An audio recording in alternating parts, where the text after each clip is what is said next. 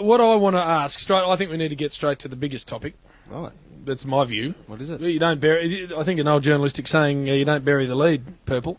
You go with your best stuff off the top. Well, you are a trained journalist. You got to the B grade stage. Is that a saying that you've used before?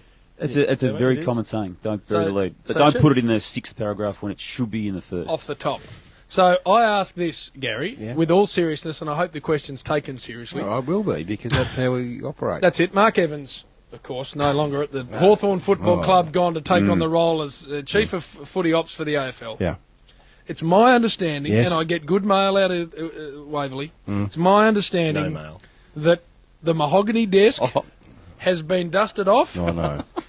Gary, dusted off. Volvo parking spot. Taken out of the great library, historical room they've got in there for the Hall of Fame and everything, and back into the offices. The Volvo's car park has been reinstated. Yes. And the Chief... He's not going to do another 2008 style takeover.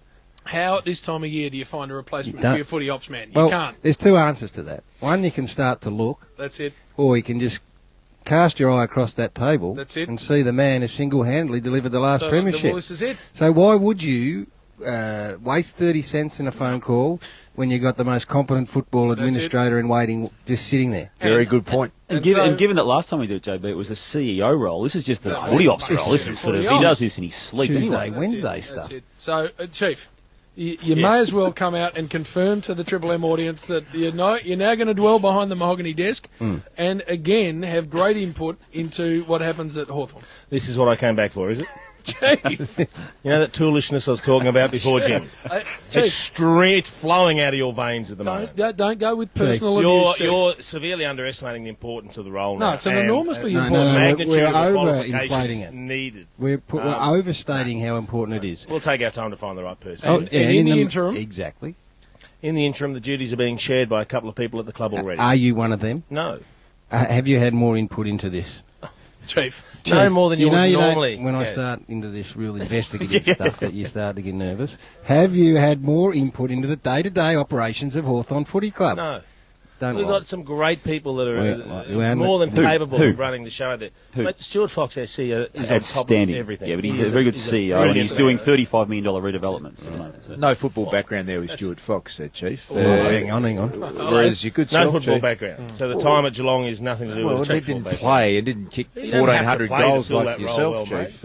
And you basically tell us off air that you do it anyway. So that is a complete and utter fabrication. Why not just give you the title? And Chief, I think this time a lighter load for you, because last time, of course, you had to put the registration numbers up on the, when people drove through, if they saw their licence plate, they'd been sacked, and that was a heavy load. And I remember at the time you used to come in here with shoulders slapped. Wait on him. Now you've footy department staff are done, so you don't have to sack anyone. So you're basically just making sure the ship goes in a nice direction, Chief. Surely we're not opening with this, Jim. Chief. Hey, this is the premiership phase. What was that saying, Damo? Don't hide your what? Where? Don't bury the lead. This should have been buried about a little filler 2 minutes from time. Let me tell you why it's the lead. Hawthorn are the nominal premiership favourites. Big club. Their window's closing. Your great friend, one of your greatest friends, Dermot Brereton, that's it, said the window is almost closed. That's not me saying that. This is a Hawthorn icon. You've lost one of your pivotal back half players for the season, sadly, Matthew Suckling. You've got the biggest name in the game right now who has put off contract negotiation until Chief rolls in. Until someone of sizable enough load, he won't sit down and negotiate with anyone. So the pressure builds on you. This is the lead, Gary, the Buddy Franklin angle on this story. Well, we're working to it. I'm getting there. So what have you done about that? Nothing.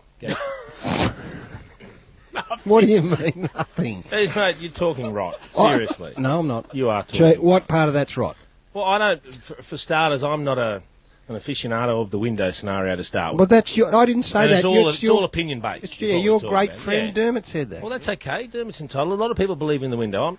If you get your recruiting right, you shouldn't worry about a window opening or closing, because you're always trying to regenerate the list at the bottom Dermot's end. off the money. No, I'm not saying he's off the money. I'm just saying he has a different opinion to mine. He's got a point then. He has an opinion. All right. As do you, as do I, as does Duke. Yours, Garry. Jim, but Damo probably has one Big too. Budweiser is hanging out there in the breeze at the moment, needing our man to walk in and go whack. He's not hanging anywhere. And what I think what people need to get comfortable with is this is going to happen every year at most clubs. Have you got more money to move on Buddy Franklin, or is the offer that is in front of him and has been for some time the final offer? Well, one thing I don't do is discuss specifics of offers in public. Oh, in public. No, that's fair enough. Are you more or less worried that Buddy will be here at Hawthorn next year? I'm not worried. I mean, look, Buddy will make a little bit more worried. He'll make a decision that he's happy with. Right. What else, Purple? The inability of Hawthorn, not just against Geelong, but to win matches it should win, Chief, because... We have lost a few close ones, Damo. That's a fair call, but... Gee, the last time they beat us, it was even after the sirens. I think we're getting closer to them. We must be due. Will that be something that you address, when you go and sort of assume a greater role in the footy department? Interesting, Chief. What do you answer to that? You're giving me the beady stare. Just tumbleweeds for you guys. The Happy Chief might just disappear tonight. No, Happy Chief's here. You've been instructed from above tonight. You blokes have You want to say, can you tell the audience what happened? We've got a magnificent new boss here by It's the name between management and myself. Kath Thomas. No, it's not, because we're about to broadcast it. And Kath, who came in and said her first instruction to you, Chief, is to assume your normal demeanour, which is happy. A very unhappy, a very cantankerous, in fact, a fairly ordinary individual all around. Cheery. And she has instructed you to go back to the way that we want you to operate. Enthusiastic, glowing at times. Jim, yeah. It's disingenuous when he turns up and pretends to be happy. You're at the core of pig of a man, Chief. And what we would like is for that to be reflected. Jim, I love my fellow man. And that even extends to you. And I'm enjoying being here. I just want to share the love. Well, I went out for... I think I've told this on here.